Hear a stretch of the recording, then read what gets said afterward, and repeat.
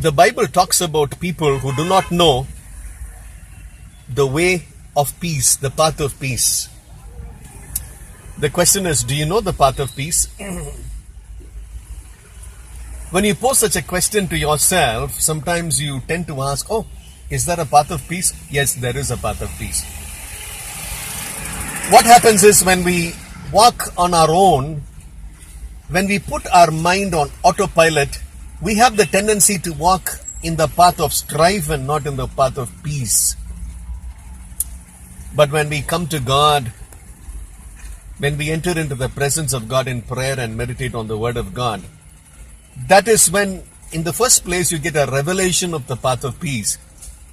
And then you get the grace to walk in the path of peace. In Romans, St. Paul talks about people who do not know the path of peace.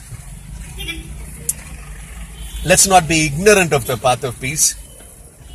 And let's not be those who don't walk in the path of peace. Let's not be people who go on autopilot, unconsciously, unknowingly, unwittingly, unwillingly, walking in the path of strife.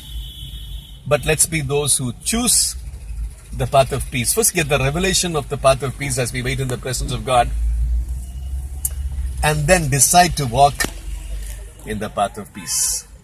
Jesus is the Prince of Peace. If you call yourself a child of God, you ought to have a revelation of the path of peace, and you ought to make a decision to walk in the path of peace.